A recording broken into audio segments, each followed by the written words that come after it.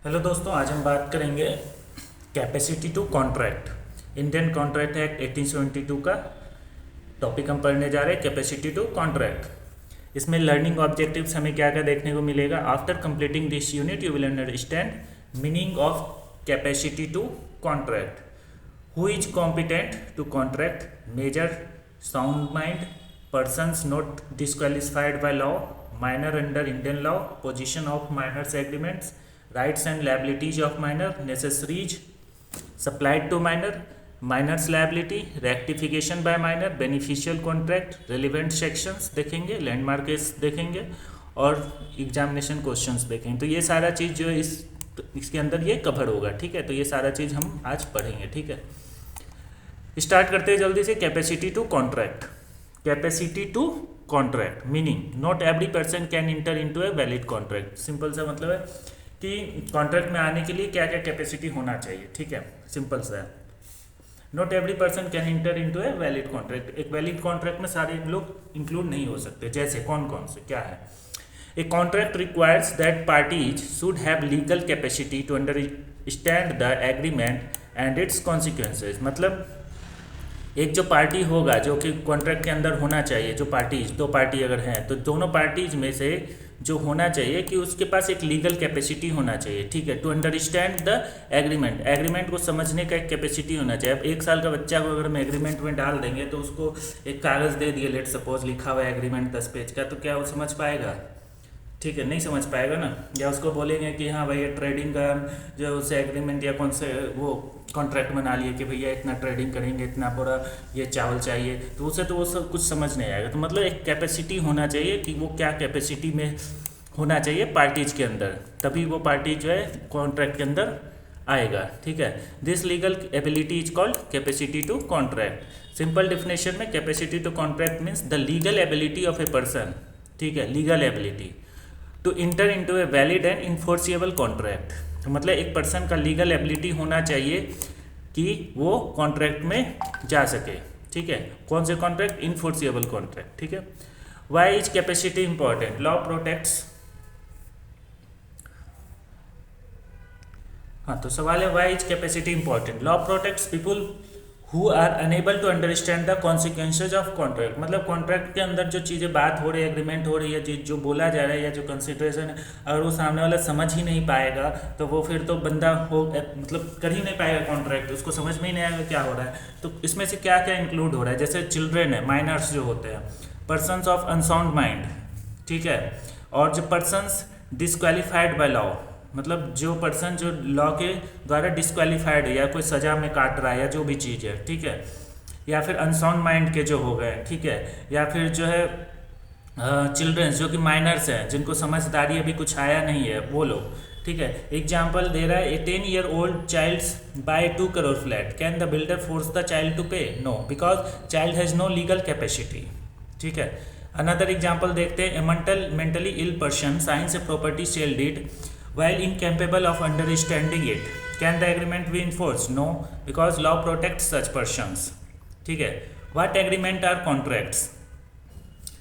Section 10 provides that an agreement become a contract only if it is made by competent parties. तो वही यहाँ पर दिखा रहा है कि कैपेसिटी तभी होगा जब कॉम्पिटेंट पार्टीज होंगे।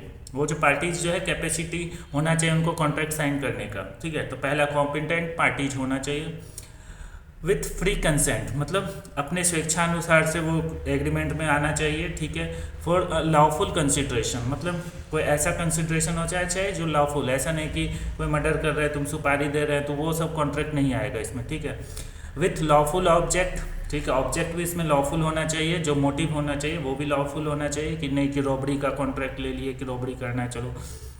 Not expressly declared wide. ठीक है, वाइड जो है कॉन्ट्रैक्ट नहीं होना चाहिए। ठीक है, कि स्टार्टिंग में से वाइट जा रहा है।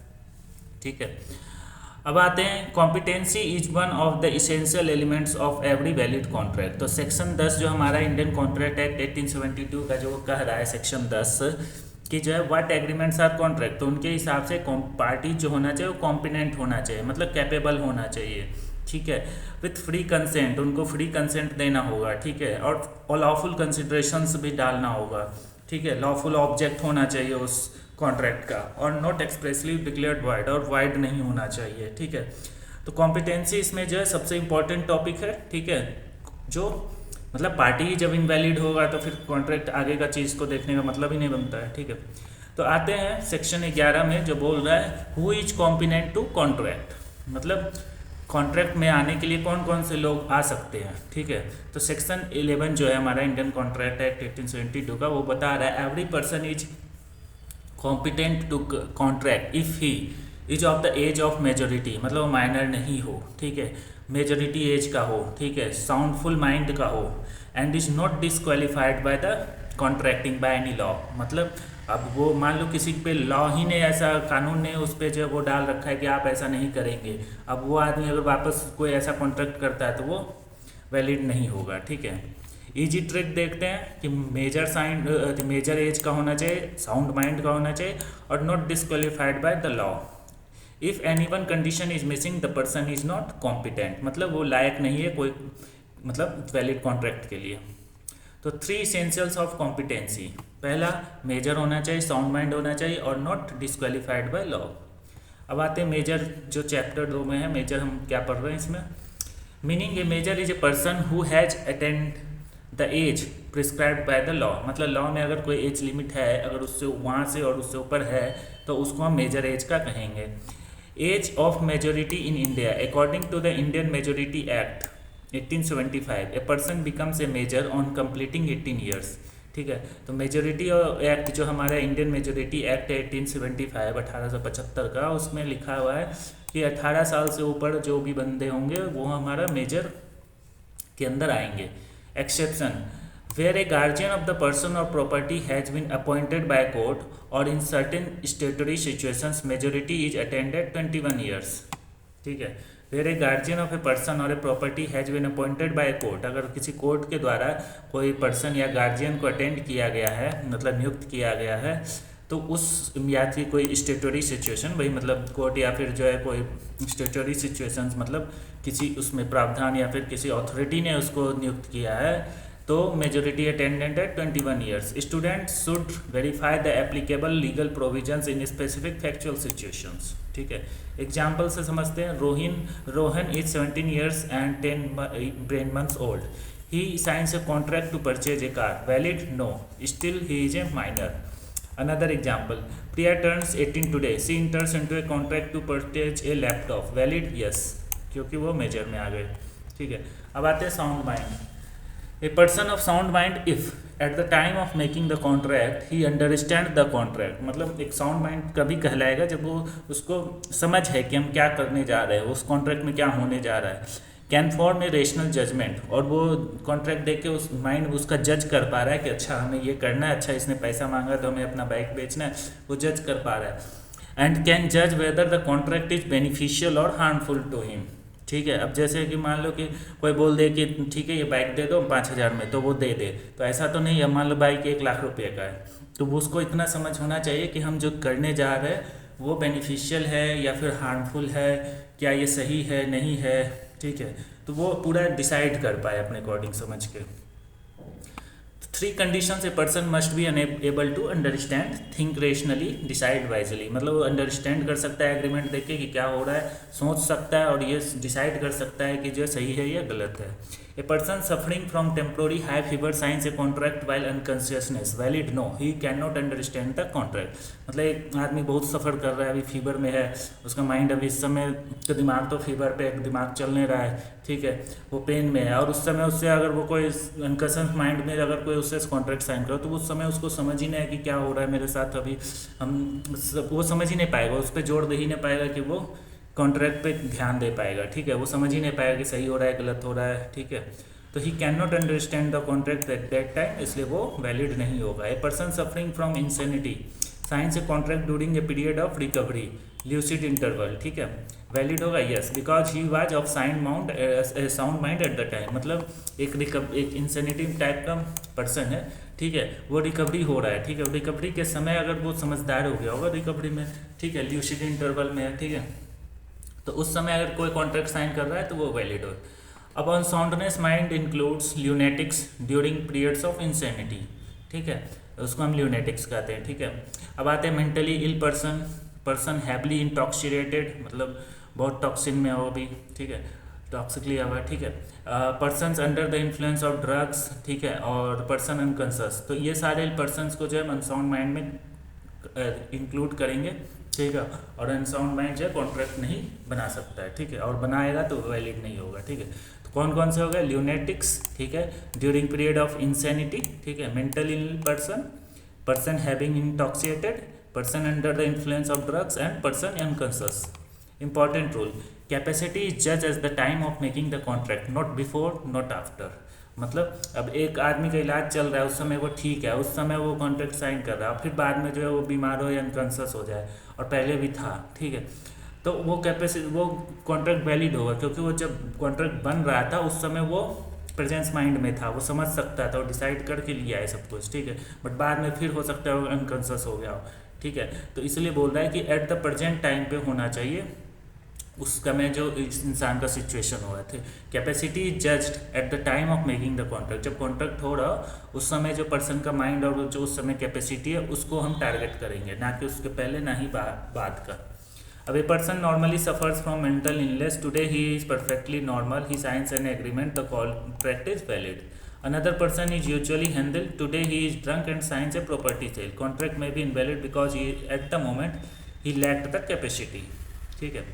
अब आते हैं persons disqualified by the law, apart from minors and persons of unsound mind, certain persons are prohibited by law from entering into particular contracts, ठीक है। एग्जांपल्स देखते हैं, एलियन इनेमीज, मतलब विदेश के जो इनेमीज है ड्यूरिंग वार, ठीक है, उनको रोक दिया जाता है कोई कॉन्ट्रैक्ट में आने से, ठीक है। Convicts subject to legal restrictions while undergoing sentence, ठीक है, जो जिस पे मुकदमा चल रहा हो, अगर उस पर कोई लीगल रिस्ट्रिक्शन लगाया हुआ है, जैसे होता है ना किसी कि तुम विदेश नहीं जाओगे इतने दिनों तक, या जो भी है यात्रा नहीं कर सकते हो, यहाँ से तुम मूव नहीं कर सकते, शहर छोड़ के नहीं जा सकते हो, बहुत सारे ऐसे अगर लीगल रिस्ट्रिक्शंस लगा हुआ तब वो उस तरह का कॉन्ट्रैक्ट नहीं कर सकता है, ठीक है। Insolvents to the extent restricted by the insolvency law, ठीक है।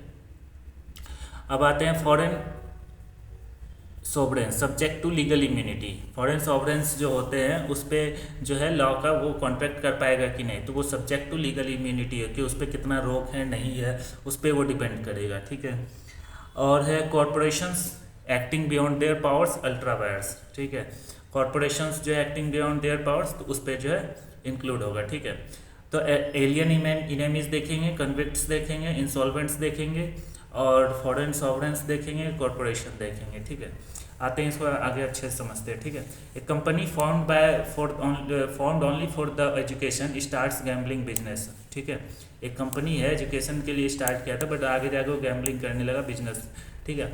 Can it enter such contract? No, beyond its legal power, ठीक है, क्योंकि उसके जो पावर मिला है कंपनी को वो एजुकेशन का मिला, बट वो गैम्बलिंग बिजनेस करने लग गया, तो क्या वो वैलिड होगा? नहीं, तो इसलिए वो जो है बियॉन्ड ऑफ लीगल पावर्स हो गया। तो यही यहाँ पर अपना है corporation acting beyond their powers, ठीक है। अब आते हैं chapter 5 minor, meaning a person who has not attended the age of maturity, ठीक है, 18 साल से नीचे होते हैं। तो position of minor under Indian law, this is one of the most important topic in contract law. Rule, a minor's agreement is void ab initio, मतलब starting से ही वाइड होगा। अगर कोई माइनर है वो एग्रीमेंट कर लिया मान के चलो, तो वो स्टार्टिंग से ही वाइड अब इनिशियो, मतलब स्टार्टिंग से ही वाइड कहलाएगा, ठीक है। Void from the very beginning, it never becomes a valid contract. Memory trick, minor agreement void from the day one, उसी समय से, ठीक है। A 16-year-old purchases land, agreement is void. Another exam, 17 years old takes a loan of 10 lakh, the lender can not enforce the agreement against the minor, case नहीं कर सकता है। तो उसी का एग्जाम्पल है मोहरी बीवी वर्सेस दामोदर घोष, ठीक है, मोस्ट इंपॉर्टेंट केस है। फैक्ट्स इसमें क्या था, Damodar Ghosh was a minor, ठीक है। ही mortgaged his property to a money lender, the lender knew he was a minor, the loan was advanced, ठीक है। later recovery was sought, ठीक है। issue, can a contract made by minor be enforced? no, ठीक है। तो वही एक case है हमारा मोहरी बीवी versus Damodar Ghosh, Dharmodas Ghosh, sorry Dharmodas Ghosh. Legal principal यहाँ से, ठीक है। The Privy Council held, no, minors agreement is absolutely void. Legal persons, minor's agreement is void ab initio, ठीक है, मतलब स्टार्टिंग से ही अगर वो माइनर अगर इंक्लूड है किसी कॉन्ट्रैक्ट में एक पार्टी बन के, तो वो स्टार्टिंग से ही वाइड कॉन्ट्रैक्ट कहलाएगा। It can not B enforce, सामने वाला स्यू नहीं कर सकता है उस पर। It can not be ratified after majority, और ये मेजोरिटी आने के बाद भी जो उसको सोचेगा कि उसको चेंज कर, नहीं, जो कॉन्ट्रैक्ट कब हुआ वो मैटर करता है, ठीक है। Exam importance, this is the leading case on the law relating to the minors in India. Effects of minor agreement, because the agreement is void, no legal obligations arises, minor can not be compelled to perform, no specific performance, no damages for breach, no rectification after majority. जब वो major हो जाए तो भी आप उस पर claim नहीं कर सकते। Rights of minor, although a minor cannot generally make binding contracts, the law gives several protections. पहला, minor can plead minority. Example, a lender sues a minor. Minor can say, I was below 18. Court will dismiss the suit. Right to, minor can be beneficiary. Grandfather transfer property to grandson. ठीक है, grandson is a minor, valid because benefits are given. सिर्फ benefits मिला है, कोई contract नहीं हुआ, ठीक है। Minors can enforce beneficial contract, insurance policy, scholarship, gift, education trust और आर बेनिफिशियल। तो जो बेनिफिशियल टर्म्स अगर मिलेंगे सिर्फ उसको वन टाइप का, ठीक है, एक तरफ का, ठीक है, तो उसको हम जो है वैलिड मानेंगे, ठीक है। Protection against exploitation, law always protects minor from unfair bargains. Liabilities of minor, generally minor have no contract liability but there are important exceptions. Liability for necessaries, section 68 कहता है, if necessaries suitable to the condition in life of a minor are supplied, the supplier can recover reimbursement from the minor's property, not from the minor personally, ठीक है।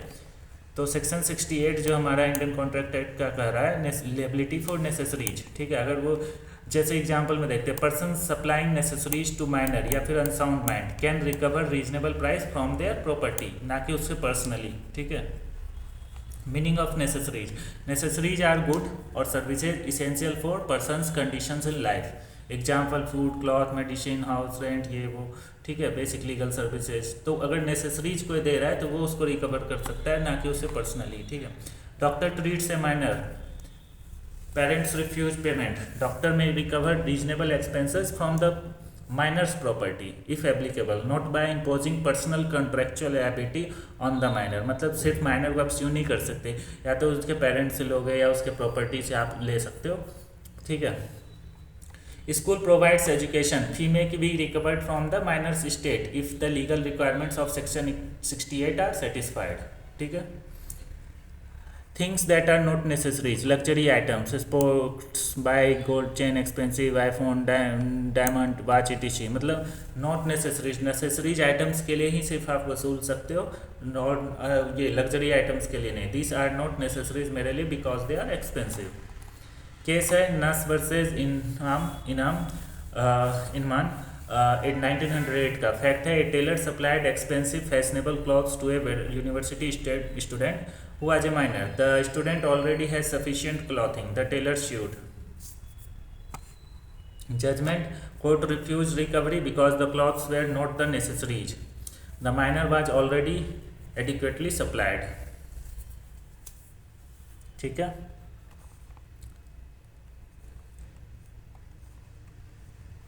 Legal principle, necessaries depend upon status of the minor, existing requirements. Not every expensive item is necessary, ठीक है। Minor's liability to tort, general rule, ठीक है। Minor is liable for torts independent of contract, but a tort can not be use to indirectly enforce a void contract, ठीक है। तो liability हो सकता है टॉर्ट में, बट वो कॉन्ट्रैक्ट में जरूरी नहीं कि वो इन्फोर्सेबल हो, ठीक है। तो वही कह रहा है। अब एग्जाम्पल है, minors negligently damages another person's car while cycling, he may be liable in tort, but if the alleged tort is merely another way of enforcing a contractual promise, the law will not allow it. और वो contract में होगा कुछ चीज़ का तो वो नहीं allow होगा। केस है लेस्ली वर्सेस सेल, 1914 का। Facts, minor falsely represented himself as an adult, obtained loan, lender sued for fraud. Judgment, court refuse recovery, otherwise fraud action would indirectly enforce a void contract. ठीक है, क्योंकि जो है fraud इसमें चीज़ आ गया तो obviously बात है कॉन्ट्रैक्ट वाइड हो गया।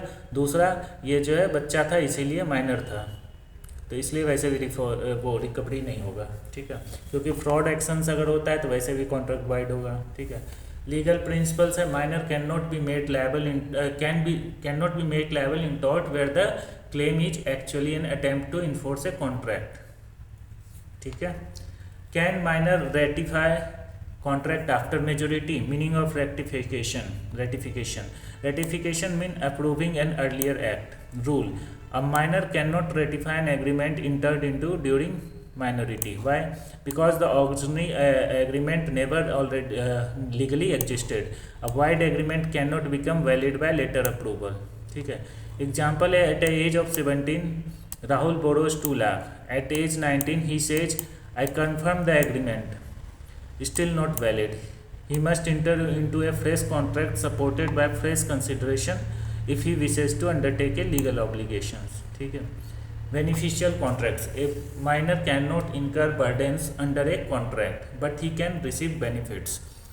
ठीक है, मतलब बेनिफिशियल कॉन्ट्रैक्ट्स में वो आ सकता है, बेनिफिट्स जिसमें है उसको जैसे गिफ्ट मिल गया, वो प्रॉपर्टी मिल गया, इस तरह का, जैसे स्कॉलरशिप हो गया, gift deed, insurance, trust property, maintenance, family settlement, जो भी है वही सब चीज़ें। ठीक है, अब आते हैं मेजर वर्सेस माइनर। मेजर हमारा 18 साल से ऊपर होना चाहिए या फिर ऊपर, माइनर 18 से नीचे। ठीक है, कैपेसिटी कॉम्पिटेंट कहलाएंगे मेजर में, माइनर नॉट कॉम्पिटेंट। अगर कॉन्ट्रैक्ट बनाया तो मेजर वैलिड होगा और माइनर बनाया तो वाइड फ्रॉम इनिशियल हो जाएगा, वाइड अब इनिशियो। ठीक है, कैन स्यू, यस, इसमें minor can sue, yes for beneficial rights के लिए वो स्यू कर सकता है, ना कि जो है वो कोई और कॉन्ट्रैक्ट के लिए। पर्सनली लायबिलिटी होगा मेजर का, यस, माइनर में generally no. Sound versus unsound mind में क्या होगा? Understand contract, can not understand. Rational judgement होगा, no rational judgement. Valid contract होगा, वाइड, स्टार्टिंग से वाइड हो जाएगा। ठीक है, कॉम्पिटेंट होगा, not competent. Necessaries versus luxury goods, जैसे नेसेसरीज में कौन कौन इसेंशियल चीज़ें आएंगी, लग्जरी में नॉन इसेंशियल चीज़ें। रिकवरेबल होगा सेक्शन 68 के अकॉर्डिंग। ठीक है, नॉन रिकवरेबल होगा लग्जरी गुड्स का आइटम सेक्शन 68 के अकॉर्डिंग। ठीक है, फूड हो गया, जैसे मेडिसिन हो गया, एजुकेशन हो गया, इसमें diamond ring, sports, luxury watch, clothes, ये सारी चीज़ें होंगे। ठीक है, इंपॉर्टेंट सेक्शंस में आते हैं, सेक्शन 10 में है essential of valid contract, competency is mandatory. Section 11 करता है what is competent, major, sound mind, not disqualified by law. Section 12 करता है who is sound minded, a person capable of understanding rational judgment ले पाए, knowing consequences. ठीक है, मतलब decision ले सके, रेशनल अपना रीजनिंग यूज कर पाए। ठीक है, सेक्शन 68 क्या बोला हमें कि recovery of reasonable prices for necessaries supplied to minor या पर्सन ऑफ अनसाउंड माइंड, मतलब जो नेसेसरी आइटम्स अगर वो सप्लाई कर रहे हैं तो उसका रिकवरी होगा, वरना लग्जरी आइटम्स का नहीं होगा। ठीक है, recovery is against the person's property not by imposing personal contract liability, मतलब आप उस पर्सनल उस पर जाके कॉन्ट्रैक्ट लायबिलिटी नहीं बनेगा, कॉन्ट्रैक्ट लायबिलिटी जो होता है। ठीक है, उसका पर्सनस प्रॉपर्टी के अगेंस्ट आप रिकवरी कर सकते हो। ठीक है, लैंडमार्क केसेस जो हमने पढ़ा, मोहरी बीबी वर्सेस धर्मोदास घोष 1903 का। धर्मोदास घोष एक माइनर थे जिन्होंने अपने प्रॉपर्टी को गिरवी कर रख के कुछ पैसे ले लिए, और लेंडर को जब पता था कि वो माइनॉरिटी है, the lender sought for enforce to the mortgage, उसे वापस नहीं मिलेगा। ठीक है, तो whenever a contract entered into a minority enforceable, issue ये था। ठीक है, जजमेंट में आया the private council held that agreement was void ab initio. ठीक है, legal principles, minors agreement is void from the beginning, it cannot be enforced, it can be ratified after attaining it cannot be ratified after attaining majority। ठीक है, exam importance, the leading authority और miners contract in India. अब आते हैं Leslie versus cell. ठीक है, 1914 में था, a minor falsely represented himself as adult and he obtained a loan. ठीक है, तो उसने एक फ्रॉड किया था, the court refuse recovery because it would indirectly enforce a void contract. ठीक है, लीगल प्रिंसिपल क्या है, plaintiff can not convert a contractual claim into a tort claim merely because the defendant is a minor. ठीक है, उसने जो है उसको फ्रॉड केस में टॉर्ट में कन्वर्ट करने का कोशिश किया कॉन्ट्रैक्ट को, क्योंकि जो है डिफेंडेंट माइनर था। ठीक है, तो इसने कहा कि a plaintiff can not convert a contractual claim into tort claim, ठीक है, बिकॉज वो डिफेंडेंट जो है माइनर में है, ठीक है। अब नेस वर्सेज इन्नाम 1908 में टेलर सप्लाइड एक्सपेंसिव, ये सेक्शन 68 के लिए है, ठीक है। Tailor supplied expensive clothes to a minor student, the student already have sufficient clothing, ठीक है। जजमेंट आया the tailor could not recover the price, क्योंकि वो लग्जरी में हो गया, ठीक है। Only genuine necessary suitable to the minor's condition in life and actual requirements are recoverable. Quick revision है, 1 मिनट नोट है, capacity to contract, legal ability to make a valid contract. Section 10 बताता है competent parties are the essential for a valid contract. Section 11 बताता है competency requires major plus sound mind and plus not disqualified by law, ठीक है। Section 12 बताता है capacity depends on the understanding rational judgement at the time of the contracting. Minor's agreement is ab initio Mohori Bibee versus Dharmodas Ghose. A minor has no personal contract liability, मतलब एक minor पे personal contract liability नहीं डाल सकते हो, ठीक है। सेक्शन 68 होता है supplier of necessaries can recover reasonable expenses from the minor's property not personal, ठीक है। रेटिफिकेशन होता है of a minor's agreement after attaining majority is not permitted. A minor can enforce beneficial contract, मतलब minor को अगर beneficial contract में आ रहा है तो वो उसको इन्फोर्स कर सकता है, कि जैसे उसके दादा ने छोड़ के गया और उसे नहीं मिला, ठीक है। तो एग्जाम्पल में लेस्ली वर्सेस सेलिल देख रहे हैं, fraud can not be use to indirectly enforce a void contract, ठीक है। वो फ्रॉड का टॉट लगा के जो है कॉन्ट्रैक्ट को टॉट में कन्वर्ट करने का कोशिश कर रहा है, वो नहीं चलेगा, ठीक है। Nash versus in luxury goods are not necessary if the minor is already have adequately supplied, ठीक है। फ्रीक्वेंटली आस्क्ड क्वेश्चंस, ये सारा कुछ पूछ सकता है इसमें। लॉन्ग आंसर्स क्वेश्चंस ये पूछ सकता है, ठीक है।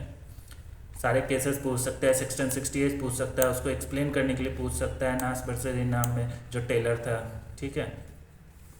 लेसेस वर्सेस सिल में क्या था कि उसने फ्रॉड किया था, ठीक है, फ्रॉड, माइनर ने फ्रॉड किया था। लेसेस वर्सेस सिल, नास वर्सेस इनाम में जो है वो टेलर वाला कहानी है हमारा, ठीक है।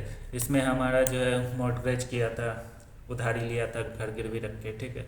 तो यही सारा कुछ है, ठीक है। सेक्शन 10 में हम पढ़ेंगे कि कॉम्पिटेंस पार्टीज क्या होना चाहिए, मतलब valid essential of valid contract, इसमें कॉन्ट्रैक्ट में, तो उसमें हम जो एक टॉपिक है कॉम्पिटेंट पढ़ रहे हैं, ठीक है। 11 में बताया कॉम्पिटेंसी क्या होना चाहिए, उसमें उसका डिफिनेशन क्या है, तो मेजर साउंड और नॉट क्वालिफाइड। और 12 बताया गया कि जो है मतलब साउंड माइंड में क्या होना चाहिए, तो साउंड माइंड अंडरस्टैंड कर पाए, रेशनल जजमेंट ले पाए eight the time of contract, ठीक है। तो ये सारा कुछ हम पढ़ेंगे। वीडियो को लाइक कर ले अगर अच्छा लगा तो, और चैनल को सब्सक्राइब कर ले। मिलते हैं नेक्स्ट वीडियो में। Thanks for watching.